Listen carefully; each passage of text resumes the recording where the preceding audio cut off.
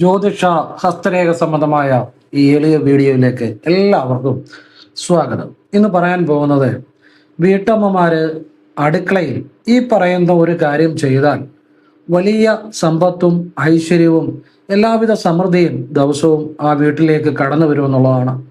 നിസ്സാരമായിട്ട് ഏതൊരാൾക്കും ചെയ്യാവുന്ന കാര്യമാണ്. ഒന്ന് ചെയ്തു നോക്കുക.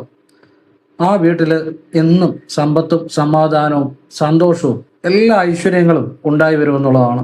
അപ്പോൾ അതിനെക്കുറിച്ച് ഞാൻ വിശദമായിട്ട് പറഞ്ഞുതരാം. അതിനു മുമ്പായിട്ട് ജസ്റ്റ് ഒരു കാര്യം പറഞ്ഞിട്ട് വീഡിയോയിലേക്ക് വരാം. നേരിട്ട് കൺസൾട്ടിങ് ഇല്ല. ഹസ്തരേഖ, സംഖ്യാജ്യോതിഷം, ഗ്രഹനില ഇതൊക്കെയാണ് വിശകലനം ചെയ്യുന്നത്. ചെയ്യാൻ താല്പര്യമുള്ളവർ വാട്സപ്പ് ഇടുക. ഫ്രീ ആകുമ്പോൾ ഞാൻ റിപ്ലൈ തരും. പറ്റുന്നവർക്ക്, എല്ലാവർക്കും ചെയ്യാൻ പറ്റത്തില്ല, കാരണം ഒരുപാട് മെസ്സേജുകളാണ് വരുന്നത്. പറ്റുന്നവർക്ക് ഞാൻ റിപ്ലൈ തരും. ചെയ്യുന്ന രീതി പറയും. കേട്ടിട്ട് ആവശ്യമുണ്ടെങ്കിൽ ചെയ്യാല്ലേ, ചെയ്യാതിരിക്കുക. എല്ലാം നല്ല കാര്യങ്ങളാണ് പറയുന്നത്. ഫോൺ വിളിച്ചാൽ കിട്ടത്തില്ല. നേരിട്ട് വന്നാൽ നോക്കാനും സാധിക്കത്തില്ല. കാരണം വാട്സപ്പിലെ വർക്ക് തന്നെ സമയത്തിന് തീരുന്നില്ല. ഇതാ നിലവിലെ സാഹചര്യം പറഞ്ഞതേ ഉള്ളൂ. ഇനി വീഡിയോയിലേക്ക് വരാം. അതായത് രാവിലെ വീട്ടമ്മമാര് ഒരു ചെറിയ ലളിതമായ ഒരു കാര്യമാണ് പറയുന്നത്. ചെയ്തു കഴിഞ്ഞാൽ വലിയ ഐശ്വര്യങ്ങൾ ആ കുടുംബത്തിലേക്ക് കടന്നു വരുമെന്നുള്ളതാണ്. അതായത് രാവിലെ എഴുന്നേറ്റിട്ട് ഈ ആഹാരം പാകം ചെയ്യുന്നതിന് മുമ്പായിട്ട് കഴിവതും രാവിലെ എഴുന്നേറ്റ് കുളിച്ച് അടുക്കളയിൽ കയറിയിട്ട് ആദ്യം ചെയ്യേണ്ടത് ആ അടുക്കളയുടെ കന്നിമൂല ഭാഗത്ത് നിന്ന് പടിഞ്ഞാട്ട് തിരിഞ്ഞു നിന്ന് ഓം വിനായകായ നമ, വിനായകരെ ഞങ്ങളുടെ വീട്ടിലേക്ക് സമ്പത്തും സമൃദ്ധിയും ഐശ്വര്യങ്ങളും നൽകണേ എന്ന് പ്രാർത്ഥിക്കുക എന്നുള്ളതാണ്. അതിനുശേഷം ഒരു ചെറിയ തേങ്ങാപ്പൂള്, ചെറുത് മതി, ചെറിയ തേങ്ങാപ്പൂള്, അല്പം ശർക്കര, ഇത് രണ്ടും കൂടെ വെച്ച് അത് നെയ്യും കൂടെ ഒഴിച്ച് അടുപ്പിൽ വെച്ച് കത്തിക്കണം. അപ്പം ഗണപതി ഭഗവാനെ എന്ന് വിളിച്ച് പ്രാർത്ഥിച്ചാൽ മതി. വിനായക എന്നപ്പം പറയണ്ട, ഗണപതി ഭഗവാനെ. അപ്പം അത് കത്തിക്കുന്നതിന് മുമ്പ് പ്രാർത്ഥിച്ചിട്ട് വേണം കത്തിക്കാൻ. അടുപ്പിൽ വെച്ച് ഗണപതി ഭഗവാനെ ഞങ്ങളുടെ വീട്ടിലേക്ക് സമ്പത്തും സമൃദ്ധിയും ഐശ്വര്യവും എല്ലാം നൽകണേ എന്ന് പ്രാർത്ഥിച്ച് അടുപ്പിൽ വെച്ച് കത്തിക്കുക. അപ്പം അടുപ്പിൽ ഇപ്പം പല വീടുകളിലും അടുപ്പില്ല എന്നുണ്ടെങ്കിൽ നിങ്ങളൊരു തട്ടത്തിൽ ഒരു ചെറിയ തേങ്ങാപ്പൂള് മതി, വലിയ വലിപ്പമൊന്നും വേണ്ട. നമ്മുടെ മനസ്സിലെ സമർപ്പണത്തിനാണ് പ്രാധാന്യം. ചെറിയൊരു തേങ്ങാപ്പൂള്, അല്പ ശർക്കര, നെയ്യ് ഒഴിച്ച് ഒരു തട്ടത്തിൽ വെച്ച് നിങ്ങൾ അടുക്കളയിൽ നിന്ന് പടിഞ്ഞാട്ട് തിരിഞ്ഞു നിന്ന് കത്തിക്കത്തക്ക രീതിയിൽ അടുക്കളയിൽ നിന്ന് കത്തിക്കുക. ഇത് ദിവസവും ചെയ്യാം. ഇനി ദിവസവും ചെയ്യാൻ ബുദ്ധിമുട്ടുള്ള ഒരു വെള്ളിയാഴ്ച മാത്രം ചെയ്യുക. ആ വീട്ടില് അപ്പം ഗണപതി ഭഗവാനെ എന്ന് പ്രാർത്ഥിച്ചു വേണം ഈ ചെറിയ തേങ്ങാപ്പൂളും അല്പ ശർക്കരയും നെയ്യും കൂടെ ഒഴിച്ചു വെക്കാൻ. എന്നിട്ട് അത് കഴിഞ്ഞ് വേണം കത്തിക്കാൻ. അവിടെ വിനായക എന്ന് പ്രാർത്ഥിക്കേണ്ട, ഗണപതി ഭഗവാനെ എന്ന് പ്രാർത്ഥിച്ചാൽ മതി. അപ്പം ഈ തേങ്ങാപ്പൂൾ എന്ന് പറയുമ്പോൾ അത് പെട്ടെന്ന് ഒരു കത്തുന്ന രീതിയിൽ ചെറിയ രീതിയിലുള്ള തേങ്ങാപ്പൂള് വെച്ചാൽ മതി. വലിയ തേങ്ങാപ്പൂള് വെക്കണമെന്നില്ല, ചെറിയ രീതി മതി. നമ്മൾ ആ മനസ്സിലെ ഒരു സമർപ്പണമാണല്ലോ. അല്പ ശർക്കര മതി, എന്നിട്ട് നെയ്യോട് ഒഴിച്ച് അങ്ങ് കത്തിക്കുക. അപ്പം ഇത് വെള്ളിയാഴ്ച ചെയ്താൽ വീട്ടിൽ വലിയ ഐശ്വര്യങ്ങൾ ഉണ്ടായി വരും എന്ന് തന്നെയാണ്. അതിൻ്റെ അകത്ത് യാതൊരു സംശയവും വേണ്ട. ആ വീട്ടിൽ ഇത് ചെയ്യുന്നതോടൊപ്പം നമുക്ക് ചെയ്യാവുന്ന കാര്യം, അതായത് ഈ അടുക്കള എന്ന് പറയുന്നത് ഐശ്വര്യത്തിൻ്റെ ഇരിപ്പിടമാണ്. അപ്പം ഈ പെര പണിയുന്ന പലരോടും ചോദിച്ചാൽ പറയും അടുക്കള ഐശ്വര്യത്തിൻ്റെ ഇരിപ്പിടമാണ്. പക്ഷേ അതിൻ്റെ വ്യക്തമായിട്ടുള്ള ഒരു കാരണം നമുക്ക് ചോദിച്ചാൽ പലരും പറയത്തില്ല. എൻ്റെ അറിവ് ഞാൻ പറഞ്ഞുതരാം. ഈ അടുക്കള എന്ന് പറഞ്ഞാൽ ഐശ്വര്യത്തിൻ്റെ ഇരിപ്പിടമാണെന്ന് പറയാൻ കാര്യം, അടുക്കളയിൽ അന്നം പാകം ചെയ്യുന്നത് കൊണ്ടാണ്. അല്ലാതെ പാത്രം ഇരിക്കുന്നതുകൊണ്ടോ, അതൊക്കെ ആവശ്യം തന്നെയാണ്. പക്ഷേ എങ്കിൽ ഏറ്റവും പ്രധാനം അന്നം പാകം ചെയ്യുന്നതുകൊണ്ടാണ്. അപ്പം അന്നം പാകം ചെയ്യുന്നത് കൊണ്ടാണ്. അന്നം എന്ന് വെച്ചാൽ ബ്രഹ്മമാണ്. ഈ അന്നം പാകം ചെയ്യുന്ന സ്ഥലമായതുകൊണ്ടാണ് അടുക്കള ആ ഐശ്വര്യത്തിൻ്റെ ഇരിപ്പിടം എന്ന് പറയുന്നത്. ഇനി നമ്മൾ ഇപ്പം വീട്ടമ്മമാര് ആഹാരം വയ്ക്കുമ്പോൾ അവർ ചെയ്യേണ്ട കാര്യം, രാവിലെ ഈ ആദ്യമായിട്ട് അടുപ്പത്ത് അരി ഇടുമ്പോഴാണേലും വെള്ളം വയ്ക്കുമ്പോഴാണേലും ഒക്കെ 2 മന്ത്രങ്ങൾ ജപിക്കാൻ നല്ലതാണ്. ഓം നമോ നാരായണായ, ഓം ഐം ശ്രീം ഹ്രീം ക്ലീം നമ. എന്തോ ആ ഓം നമോ നാരായണായ ജപിക്കാൻ പറഞ്ഞത്. ഓം നമോ നാരായണായ നമ എന്ന് ജപിക്കരുത് കേട്ടോ, അത് തെറ്റാണ്. ജപിക്കുക, അതിൽ തെറ്റില്ല. പക്ഷെ അതങ്ങനെയല്ല. ആ കണക്കൊത്ത് ജപിക്കുമ്പോൾ ഓം നമോ നാരായണായ എന്ന് ജപിക്കുകയുള്ളൂ. ഇപ്പോൾ ഓം നമോ നാരായണായ നമ എന്ന് ജപിച്ചുകൊണ്ട് അതിൽ തെറ്റൊന്നുമില്ല. ഞാൻ ഉദ്ദേശിച്ചത് അതിന്റെ കണക്കൊത്ത് ജപിക്കുമ്പോഴാണ് ഫലം ഉണ്ടാകുന്നത്. ഓം ന മോ ന ര യ ന യ, അപ്പോഴേ അത് അഷ്ടാക്ഷരമാകത്തുള്ളൂ. ഓം നമോ നാരായണായ നമ എന്ന് പറയുന്നത് അഷ്ടാക്ഷരമല്ല. അഷ്ടാക്ഷരത്തിനാണ് ശക്തി, കണക്കൊത്ത് ചെയ്യുന്നതിനാണ് ശക്തി. അപ്പോൾ ഓം നമോ നാരായണായ അങ്ങനെയാണ് ആ കണക്കൊത്ത് ചെയ്യുന്നത്. അപ്പോഴാണ് ഫലം, അതിൻ്റെതായ ഒരു ഐശ്വര്യങ്ങൾ ആ വീട്ടിൽ ഉണ്ടാകും. ഓം നമോ നാരായണായ ഓം ഐം ശ്രീം ഹ്രീം ക്ലീം നമ, ഇങ്ങനെ വേണം ജപിക്കാൻ. ഇത് ജപിച്ചുകൊണ്ട് നിങ്ങൾ വീട്ടമ്മമാർ ആഹാരം പാകം ചെയ്യുമ്പോൾ അരി ഇടുമ്പോഴാണേലും വെള്ളം ഒഴിക്കുമ്പോഴാണേലും അതൊക്കെ സ്റ്റാർട്ട് ചെയ്യുക, അതിനൊന്നും കുഴപ്പമില്ല. ഈ മറ്റേ ഗണപതിയുടെ അത് കത്തിക്കുന്നത് മാത്രം ഒന്നുകിൽ അടുപ്പിൽ വെക്കുക, അല്ലെങ്കിൽ ഒരു തട്ടം വെച്ച് തട്ടത്തിൽ വെച്ച് പ്രാർത്ഥിച്ചിട്ട് കത്തിക്കുക. അത് പടിഞ്ഞാട്ട് തിരിഞ്ഞു നിന്ന് വേണം. പിന്നെ ഇത് ചെയ്യുന്നതിന് മുമ്പ് കന്നിമൂലയെന്ന് പടിഞ്ഞാട്ട് നിന്ന് ഗണപതിയെ പ്രാർത്ഥിക്കണം. അപ്പം വിനായക തന്നെ വിളിക്കണം. ഓം വിനായകായ നമ, വിനായകരെ പ്രണാമം, സമ്പത്തും ഐശ്വര്യവും സമൃദ്ധിയും നൽകണേ എന്ന് പറയണം.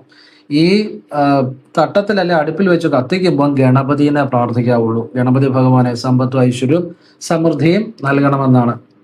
അപ്പം നിങ്ങൾ ഈ പറയുന്ന രീതിയിൽ ഇതൊന്ന് ചെയ്ത് നോക്കുക. നിങ്ങളുടെ ജീവിതത്തിലേക്ക് വലിയ ഐശ്വര്യങ്ങൾ ഉണ്ടായി വരുമെന്നുള്ളതാണ്. അത്ഭുതകരമായ രീതിയിൽ മാറ്റങ്ങൾ ഉണ്ടാകുമെന്നുള്ളതാണ്. ഇനിയും ഞാൻ പറഞ്ഞു, ആഹാരവും വെള്ളവും ഒക്കെ, ആഹാരത്തിന് അരിക്ക് വേണ്ടി വെള്ളമൊക്കെ ഒഴിക്കുമ്പോഴും ഓം നമോ നാരായണായ ഓം ഐം ശ്രീം ഹ്രീം ക്ലീം നമ എന്നുകൂടി ജപിക്കണമെന്ന് പറഞ്ഞു. അതിൻ്റെ അകത്തും കാര്യമുണ്ട്. അത് വീട്ടമ്മമാർ ശ്രദ്ധിക്കുക. ആ വീട്ടിൽ ഇനി ആഹാരം വിളമ്പി കൊടുക്കുമ്പോഴും മനസ്സിൽ ഓം നമോ നാരായണായ ഓം ഐം ശ്രീം ഹ്രീം ക്ലീം നമ, ഹ്രീം എന്നുള്ള ഹായ കേട്ടോ, കാ ജപിക്കരുത്. ഓം ഐം ശ്രീം ഹ്രീം ക്ലീം നമ, ഹായ കേട്ടോ, ഹ്രീം കായല്ല. അങ്ങനെ ജപിച്ചുകൊണ്ട് മനസ്സിൽ ജപിച്ചുകൊണ്ടാണെങ്കിലും ഭക്ഷണം വിളമ്പി കൊടുക്കുക. അത് കഴിക്കുന്നവരും മനസ്സിൽ അത് ജപിച്ചിട്ട് ആദ്യം ഭക്ഷണം കഴിക്കുക. അല്ലെ വാ കൊണ്ടാണെങ്കിലും അവനവന് കേൾക്കാവുന്ന ശബ്ദത്തിൽ ജപിക്കുക, അല്ലെ മനസ്സിലാണെങ്കിലും ജപിക്കുക. ഇത് ജീവിതത്തിൽ ഒരുപാട് ആപത്തുകളെ മാറ്റും എന്ന് പറഞ്ഞു കഴിഞ്ഞാൽ, നമുക്ക് ജീവിതത്തിൽ ഒരുപാട് നമ്മൾ എത്ര ശ്രദ്ധിച്ചാലും അൺഎക്സ്പെക്റ്റഡ് ജീവിതത്തിലേക്ക് കടന്നു വരുന്ന ദുരന്തങ്ങളുണ്ട്, അപകടങ്ങളുണ്ട്, ആപത്തുകളുണ്ട്. ഇതിനെല്ലാം മാറ്റാനുള്ള ശക്തി ഈ ഓം നമോ നാരായണായ എന്ന മന്ത്രത്തിന് അത് അങ്ങനെ ജപിച്ചാൽ, നാരായണായ നമ എന്നോ ഓം നമോ നാരായണായ നമോ എന്നോ അല്ല, ഓം നമോ നാരായണായ എന്ന് ജപിച്ചാൽ അതിനുണ്ടെന്നറിയുക. ഏതൊരാളുടെയും ജീവിതം മാറ്റാനുള്ള ശക്തി ഈ അഷ്ടാക്ഷരത്തിനുണ്ട്. അഷ്ടാക്ഷരം എന്ന് പറഞ്ഞാൽ ഓം ചേർക്കുമ്പോഴത് അഷ്ടാക്ഷരമാകുന്നത്. അതിനുള്ളിൽ ഓൾറെഡി ഇൻക്ലൂഡഡ് ആണ് ഓം, പരബ്രഹ്മം. അതാണ് അതിൻ്റെ പ്രത്യേകത. ഓം നമോ നാരായണായ ഓം ഐം ശ്രീം ഹ്രീം ക്ലീം നമ, ഇത് മഹാലക്ഷ്മിയുടെ മന്ത്രമാണ്. ഈ മന്ത്രത്തിന് നമ്മുടെ ജീവിതത്തിലേക്ക് സമ്പത്ത് മാത്രമല്ല, സമൃദ്ധിയും സന്തോഷവും സമാധാനവും നമ്മൾ ആഗ്രഹിക്കുന്ന കാര്യങ്ങൾ നേടിത്തരാനും നമ്മുടെ ജീവിതത്തിന്റെ സാഹചര്യം, സ്റ്റാൻഡേർഡ് ഓഫ് ലിവിങ്, നമ്മുടെ ജീവിത സാഹചര്യങ്ങൾ നല്ല ഉയർച്ചയിലേക്ക് മാറ്റാനും കഴിവുണ്ട് എന്ന് മനസ്സിലാക്കുക. ഇനിയും ആ അടുക്കള എന്ന് ഞാൻ പറഞ്ഞു, അടുക്കള ഐശ്വര്യത്തിന്റെ ഇരിപ്പിടമാണ്. അത് അന്നം പാകം ചെയ്യുന്നതുകൊണ്ടാണ്. അന്നം എന്ന് വെച്ചാൽ ബ്രഹ്മം ആണെന്ന് പറഞ്ഞു. എന്തുകൊണ്ടാണ് അന്നത്തെ ബ്രഹ്മം എന്ന് പറയുന്നത്? നിങ്ങൾ ഓരോന്ന് ആരെങ്കിലും പറഞ്ഞാൽ അതേപടി കേട്ട് അങ്ങ് വിഴുങ്ങരുത്. നിങ്ങൾ ചിന്തിക്കണം.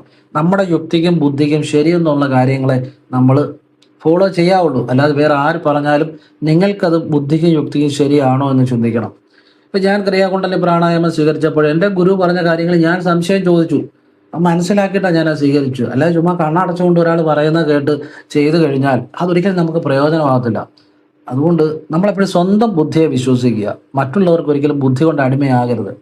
അപ്പം ഞാൻ പറഞ്ഞതേ ഉള്ളൂ, നിങ്ങൾക്കത് ഗുണം ചെയ്യാതുകൊണ്ടാണ്. അപ്പം അന്നം ബ്രഹ്മമാണെന്ന് പറയുന്നതിൻ്റെ കാര്യം എന്നാണെന്ന് ചോദിച്ചാൽ, അതായത് നമ്മളിപ്പം അത് ഞാൻ പറഞ്ഞ നിങ്ങളത് ഇപ്പം കേൾക്കുമ്പോൾ നിങ്ങൾക്ക് മനസ്സിലാവും.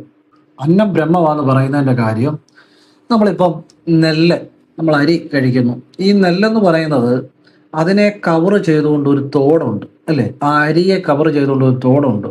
ഈ തോടോടുകൂടി നെല്ല് ഭഗവാൻ അല്ലെ ഈശ്വരൻ അല്ലെ പ്രകൃതി സൃഷ്ടിച്ചിരിക്കുന്നത്.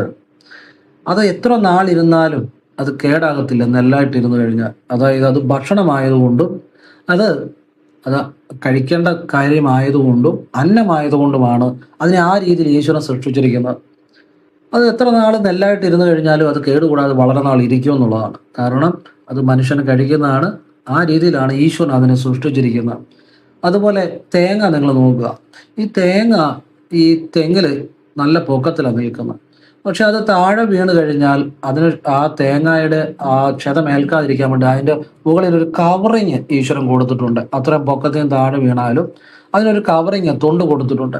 അപ്പം ഇങ്ങനെയെല്ലാം പ്രകൃതിയിൽ ഈശ്വരൻ സൃഷ്ടിച്ചു വെച്ചിരിക്കുന്ന ഇതൊക്കെ അന്നമായതുകൊണ്ടാണ്, ആ നമ്മൾ കഴിക്കുന്ന ആ അന്നമായതുകൊണ്ടാണ്. പ്രകൃതിയിൽ ഇത്രയും പ്രാധാന്യമുണ്ട് അന്നത്തിന്. നമ്മൾ കഴിക്കുന്ന ഒരു അന്നത്തിന്, ആഹാരത്തിന് പല ഈശ്വരൻ തന്നെ അതിൽ പല കാര്യങ്ങളും ചെയ്തു വെച്ചിട്ടുണ്ട്. അപ്പം ഈ അന്നം അത്ര പവിത്രമാണ്. അപ്പം ഈ അന്നം നമ്മൾ ആഹാരം കഴിക്കുന്നു. ആഹാരം കഴിക്കുമ്പോൾ നമ്മളുടെ ശരീരത്തിൽ നമ്മളിപ്പം ഭക്ഷണം കഴിക്കുമ്പോൾ നമ്മൾ ഊർജ്ജം സ്വീകരിച്ചിട്ട് ആ ഭക്ഷണത്തിൻ്റെ ഊർജ്ജം സ്വീകരിച്ച ശേഷം ബാക്കി നമ്മൾ മലമായിട്ട് പോകുന്നു. ഇനി വെള്ളം കുടിക്കുമ്പോൾ ആ വെള്ളത്തിൻ്റെ ഊർജ്ജം സ്വീകരിച്ചിട്ട് ബാക്കി മൂത്രമായിട്ട് പോവുക. ഇന്ന് ശരീരത്തിന് വേണ്ട, അതിൻ്റെ ഊർജ്ജം മാത്രം മതി. അതുപോലെ നമ്മൾ ശ്വസിക്കുമ്പോഴാണെങ്കിൽ അതിലെ ചൈതന്യം സ്വീകരിച്ചിട്ട് ബാക്കി വെളിയിൽ തള്ളുക. ആ ഊർജം മാത്രം മതി ശരീരത്തിന്. അപ്പം ഇങ്ങനെ അന്നം അല്ലെങ്കിൽ പല കാര്യങ്ങളും ശരീരം ഊർജം സ്വീകരിക്കുന്നുണ്ട്. ഇതിലെ ആഹാരത്തിൽ നമ്മൾ സ്വീകരിക്കുന്ന ഊർജം നമ്മൾ ഏറെക്കുറെ കൂടുതലും ഊർജം സ്വീകരിക്കുന്ന ആഹാരത്തിൽ തന്നെയാണ്. എന്ന് വെച്ച് കഴിഞ്ഞാൽ നമുക്ക് ആഹാരമില്ലാതെ നമുക്ക് പിടിച്ചു വയ്ക്കാൻ പറ്റത്തില്ല അധികം ദിവസങ്ങൾ.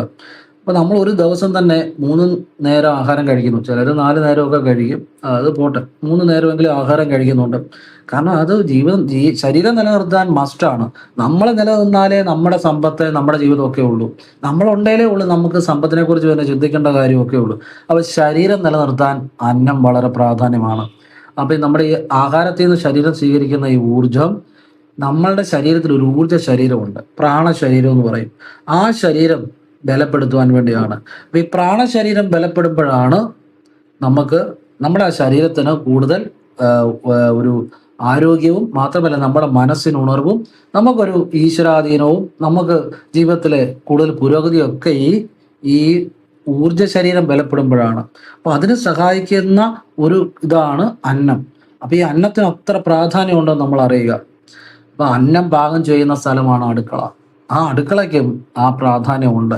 അങ്ങനെ നിങ്ങൾ മനസ്സിലാക്കിയാൽ നിങ്ങളുടെ ജീവിതത്തിൽ നല്ല മാറ്റങ്ങൾ, ഇതുപോലെ നല്ല നല്ല രീതിയിൽ ഓരോരോ കാര്യങ്ങൾ മനസ്സിലാക്കണം. അപ്പോഴാണ് നമ്മുടെ ജീവിതത്തിലേക്ക് പുതിയ മാറ്റങ്ങൾ വരുന്നത്. ഇപ്പം ഞാൻ പലരും നിലവിളക്ക് പലയിടത്തും നമ്മുടെ തന്നെ വീഡിയോ കാണുന്ന പലരും നിലവിളക്ക് രാവിലെ തെളിയിക്കാത്തവരുണ്ടായിരുന്നു. അപ്പം ഞാൻ വീഡിയോക്കകത്ത് പറഞ്ഞു, എന്തുകൊണ്ട് രാവിലെ നിലവിളക്ക് തെളിയിക്കണം? നിലവിളക്ക് എന്ന് പറഞ്ഞാൽ ദീപം തെളിയിക്കുക. ഇപ്പം എല്ലായിടത്തും ഒരു സ്ഥാപനം ഉദ്ഘാടനം ചെയ്യുന്നുണ്ട്, അവിടെ ദീപം തെളിയിക്കുന്നു. എന്നാൽ പിന്നെ ദീപത്തിന് പകരം പൂത്തിരി തെളിയിച്ചാൽ പോരെ? എന്തിനാ ദീപം തെളിയിക്കുന്നത്? ഒരു കല്യാണം നടക്കുന്നു, അവിടെയും ദീപം തെളിയിക്കുന്നു. എന്തുകൊണ്ട് അവിടെ ദീപം തെളിയിക്കുന്നത്? ദീപത്തിന് പറയുന്നത് എന്തെല്ലാം സംവിധാനങ്ങളുണ്ട്, അതൊക്കെ ചെയ്താൽ പോരെ? പിന്നെ എന്തിനാ ദീപം തന്നെ തെളിയിക്കണോ? ദീപം തെളിയിക്കുന്നതിൻ്റെ കാര്യം, എവിടെ ഐശ്വര്യമുണ്ടോ അവിടെ ദീപം പ്രകാശിക്കും എന്നുള്ളതാണ്. അവിടെ ദീപം പ്രകാശിക്കണം. അത് ക്ഷേത്രങ്ങളിലായാലും അത് വീടുകളിലായാലും ഒരു ഉദ്ഘാടനം നടക്കുമ്പോഴാണേലും ഒരു കല്യാണം നടക്കുമ്പോഴാണേലും ഐശ്വര്യത്തിനുള്ള കാര്യങ്ങൾ നടക്കുന്നിടത്ത് ദീപം തെളിയിച്ചിരിക്കണം. കാരണം ഈ അന്ധകാരത്തെ, ഇരുട്ടിനെ അകറ്റി ആ ദീപം പ്രകാശിക്കുമ്പോൾ അത് നമ്മളുടെ ജീവിതത്തിലേക്കും ഐശ്വര്യങ്ങളെ, ആ ഒരു പ്രകാശമാനമായ ഒരുപാട് ഐശ്വര്യങ്ങൾ നമ്മുടെ ജീവിതത്തിലേക്കും കടന്നു വരുമെന്നുള്ളതാണ്. ഇങ്ങനെ നിങ്ങളൊന്ന് മനസ്സിലാക്കി കഴിഞ്ഞാൽ, ഇനി ഞാൻ പറഞ്ഞുതരാം വീട്ടിൽ എന്തുകൊണ്ട് രാവിലെ ദീപം തെളിയിക്കണം. കാരണം നമ്മൾ പ്രഭാതത്തിൽ ഉണർന്നു കഴിയുമ്പോൾ പുതിയൊരു ദിവസം എന്ന് വെച്ചാൽ പുതിയൊരു ഉണർവാണ്. അങ്ങനെ മനസ്സിലാക്കുക, പുതിയൊരു ഉണർവാണ്. അത് ബോധമുള്ളവരുടെ കാര്യം പറയുന്നത് കേട്ടോ. പഴയത് ചിന്തിച്ചു നടക്കുന്നവർക്ക് ഒരിക്കലും ഒരു ഉണർവ് ഉണ്ടാകത്തില്ല. ജീവിക്കാൻ ആഗ്രഹമുള്ളവർക്ക് വേണ്ടിയാണ് ഈ പറയുന്നത്. പുതിയൊരു ദിവസം എന്ന് വെച്ചാൽ പുതിയൊരു ഉണർവാണ്. ഈ ഉണർവ് നമ്മളിലേക്ക് വരുമ്പം അത് ഏറ്റവും നല്ല രീതിയിൽ അനുഭവപ്പെടണമെങ്കിൽ രാവിലെ ഒരു ദീപം പ്രകാശിപ്പിച്ച് വിളക്ക് തെളിയിച്ച് ഒരു പ്രാർത്ഥനയോട് കൂടിയാകുമ്പം അന്നേ ദിവസം എല്ലാ കാര്യങ്ങളും ഭംഗിയായിട്ട് നടക്കാനും നമ്മൾ ഉദ്ദേശിക്കുന്ന രീതിയിൽ ഏതൊരു കാര്യങ്ങളും നടക്കാനും എല്ലാം ഭംഗിയായിട്ട് വരാൻ ഉപകരിക്കും എന്നുള്ളതാണ്. കാരണം ഒരു ദിവസം രാവിലെ ഇത് ചെയ്താലേ അന്നേ ദിവസമുള്ള എല്ലാ കാര്യങ്ങളും ഭംഗിയാകത്തുള്ളൂ.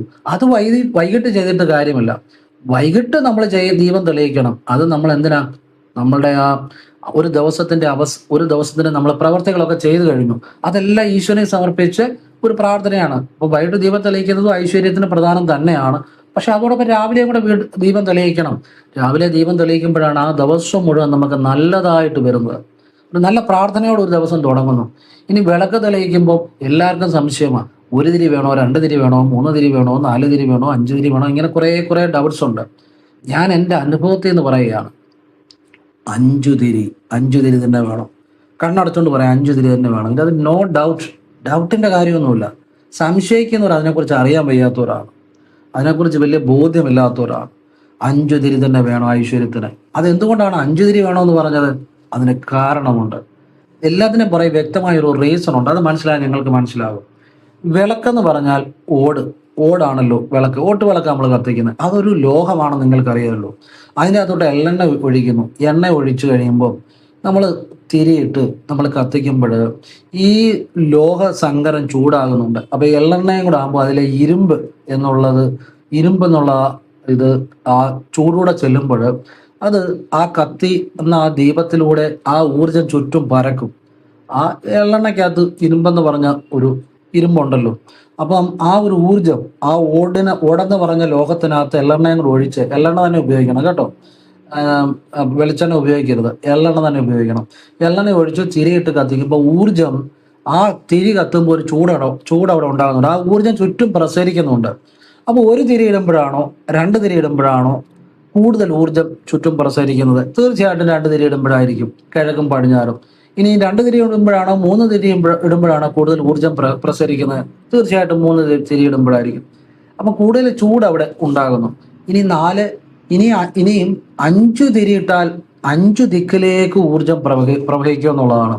അപ്പോഴാണ് ശരിക്കും ആ വീട് മുഴുവൻ ആ ഊർജം പരക്കുന്ന ആ താപം, അല്ലെങ്കിൽ ആ ചൂട്, അല്ലെ ആ വിളക്കിന്റെ ദീപത്തിൽ നിന്ന് വരുന്ന ആ ചൂട് അല്ലെ താപം ആ വീട് മുഴുവൻ വ്യാപിക്കുന്നത് 5 തിരി ഇട്ട് കത്തിക്കുമ്പോഴാണ്. ഇനി നിങ്ങൾ തന്നെ ചിന്തിച്ചു നോക്കുക, നിങ്ങളെ ആരും പഠിപ്പിക്കേണ്ട കാര്യമില്ല.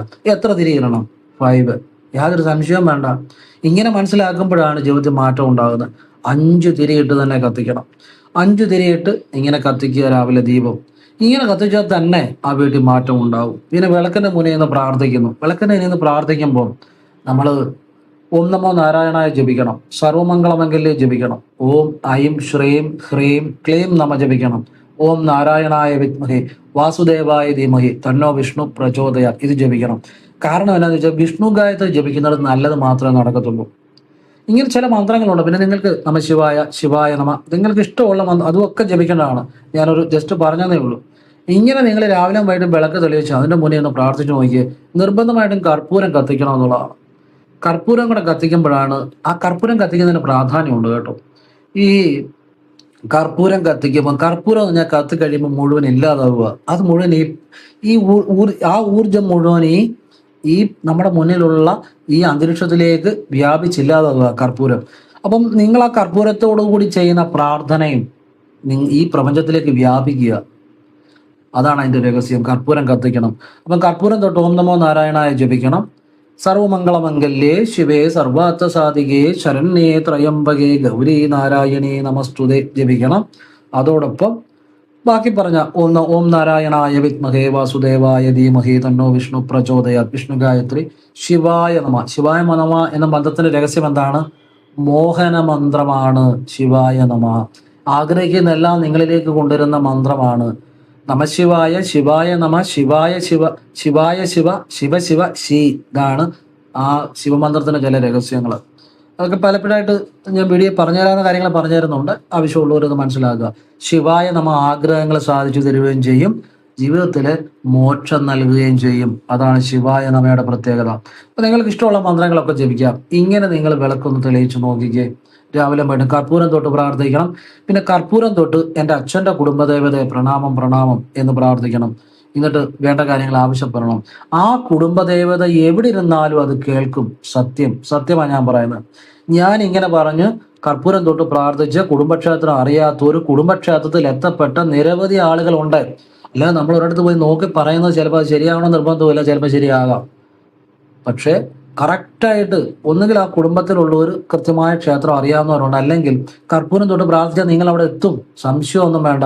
കുടുംബക്ഷേത്രത്തിൽ ആ യഥാർത്ഥ കുടുംബക്ഷേത്രത്തിൽ എത്തിയാൽ നിങ്ങൾക്ക് അതിൻ്റെ അനുഗ്രഹം ഉണ്ടാവുകയും ചെയ്യും. അവിടെ നമുക്ക് വേണ്ട വഴിപാടും ചെയ്യണം. അപ്പം ഇങ്ങനെ കർപ്പൂരം തൊട്ട് എൻ്റെ അച്ഛൻ്റെ കുടുംബദേവതയെ പ്രണാമം, എനിക്ക് സമ്പത്ത്, ഐശ്വര്യം, ഉയർച്ച, ആരോഗ്യ സമ്പൽ സമൃദ്ധിയും കൂടെ പ്രാർത്ഥിക്കണം. കാരണം അതുകൊണ്ടല്ലേ ബാക്കി എന്തുണ്ടായിട്ടും കാര്യമുള്ളൂ. അതുകൂടെ പ്രാർത്ഥിക്കുക. പിന്നെ എൻ്റെ അമ്മയുടെ കുടുംബദേവതയെ പ്രണാമം 3 പ്രണാമം പറയുക വാവുണ്ട്. എന്നിട്ട് കർപ്പൂരം തൊട്ട് പ്രാർത്ഥിക്കുക. എന്നിട്ട് വേണം ഓം നമോ നാരായണായ ബാക്കി മന്ത്രങ്ങളൊക്കെ കർപ്പൂരം തൊട്ട് ജപിക്കാൻ. അപ്പം കർപ്പൂരം തൊട്ട് ജപിക്കും 3 തവണ വീതം ജപിക്കുക. അതാണ് ഏറ്റവും നല്ലത്. കർപ്പൂരം തൊട്ട് ജപിക്കുമ്പോൾ കർപ്പൂരം തീരുന്നതനുസരിച്ച് ഇട്ട് കൊടുത്താൽ മതി. സാധാ കർപ്പൂരം മതി, ഒരു കുഴപ്പമില്ല. പച്ചക്കർപ്പൂരം വേണോ നിർബന്ധമൊന്നുമില്ല, സാധാ കർപ്പൂരം മതി.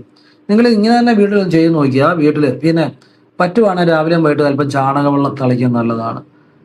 അതിനെക്കുറിച്ച് എനിക്ക് കൂടുതൽ അറിയത്തില്ല, പക്ഷെ അത് തളിക്കുന്നിടത്തൊക്കെ വളരെ ഐശ്വര്യം ഉണ്ടാകുന്നതായിട്ട് കണ്ടിട്ടുണ്ട്.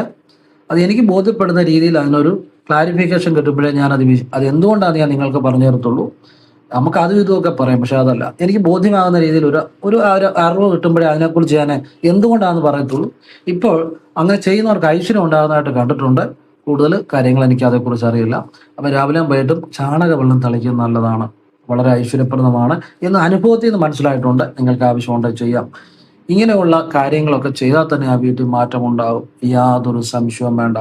അപ്പം ഇങ്ങനെയുള്ള കാര്യങ്ങളാണ് നമ്മൾ അറിയേണ്ടത്. അല്ല നമ്മളെ ലോകത്തെക്കുറിച്ച് മുഴുവൻ അറിഞ്ഞിട്ടോ അല്ലെ നമുക്ക് ഒരുപാട് കാര്യങ്ങൾ അറിഞ്ഞിട്ടോ ഒന്നുമല്ല. നമ്മുടെ ജീവിതം മാറ്റുന്ന, നമ്മളെ മാറ്റുന്ന, നമുക്ക് ചെയ്യാൻ പറ്റുന്ന കാര്യങ്ങൾ അറിയുക, അത് ചെയ്യുക. അപ്പോഴാണ് ജീവിതത്തിൽ അതിൻ്റെ ഗുണം ഉണ്ടാകുന്നത്. അല്ലാതെ ഒരുപാട് കാര്യങ്ങൾ അറിയുന്നതിലല്ല ജീവിതത്തിൽ മാറ്റം വരുന്നത്. അപ്പോൾ എല്ലാവരെയും ഈശ്വരൻ അനുഗ്രഹിക്കട്ടെ. എനിക്ക് പറഞ്ഞുതരാൻ നല്ല കാര്യങ്ങളാണ് പറഞ്ഞു തന്നത്. നിങ്ങൾക്ക് ശരിയെന്ന് തോന്നാൻ സ്വീകരിക്കാം, അല്ലെങ്കിൽ നിങ്ങൾക്ക് തള്ളിക്കളയാം. അത് നിങ്ങൾക്ക് സ്വാതന്ത്ര്യമുണ്ട്. എനിക്ക് ശരിയെന്ന് ബോധ്യ അനുഭവമുള്ള കാര്യങ്ങളാണ് ഞാൻ പറയുന്നത്, അതിന് എനിക്ക് സ്വാതന്ത്ര്യമുണ്ട്. അപ്പം നല്ല കാര്യങ്ങൾ മനസ്സിലാക്കിയാൽ എല്ലാം ജീവിതത്തിൽ രക്ഷപ്പെട്ടിട്ടുണ്ട്. നല്ല കാര്യങ്ങൾ മാത്രമാണ് പറയുന്നത്. അത് ആവശ്യമുള്ളവർ അത് മനസ്സിലാക്കുക, ചെയ്യുക. ജീവിതത്തിൽ ഉയർച്ചകൾ ഉണ്ടാകും. എല്ലാം ശിവപാദം സമർപ്പിച്ചുകൊണ്ട് നിർത്തുന്നു. എല്ലാവരെയും ഈശ്വരൻ അനുഗ്രഹിക്കട്ടെ. ഓം നർപ്പവി നർപ്പവി നർപ്പവി.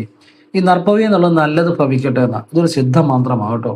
ഇത് സിദ്ധന്മാരുടെ സിദ്ധൻ കാകാപുശുണ്ടന്റെ മന്ത്രമാണ്. ഇത് ജപിച്ചവരെല്ലാം ജീവിതത്തിൽ രക്ഷപ്പെട്ടിട്ടുണ്ട്. ഓം നർപ്പവി നർപ്പവി നർപ്പവി. നർപ്പവി നല്ലത് ഭവിക്കട്ടെ. ഓം നർപ്പവി നർപ്പവി നർപ്പവി. വാഗുകൊണ്ട് ജപിക്കണം. ഫ്രീ ആയിട്ടിരിക്കുമ്പോഴേക്കൊക്കെ ജപിക്കാം. ഏതൊരു കാര്യം ചിന്തിച്ച് ജപിച്ചാൽ പോലും ആ വ്യക്തിക്ക് ജീവിതത്തിൽ ഉയർച്ചകൾ ഉണ്ടായി വരും എന്നുള്ളതാണ്. എല്ലാവരെയും ഈശ്വരൻ അനുഗ്രഹിക്കട്ടെ. എല്ലാവരുടെയും ജീവിതത്തിൽ പുതിയ അനുഗ്രഹങ്ങൾ ഉണ്ടാകട്ടെ. പ്രാർത്ഥിച്ചുകൊണ്ട് നിർത്തുന്നു. ഓം നമ ശിവായ. വേറൊന്നും പറയാനില്ല. പരമേശ്വര പോറ്റി, പരമേശ്വര പോട്രി, ശക്തിയെ പോട്രി, അഗസ്ത്യരെ പോട്രി. ശിവ ശിവ.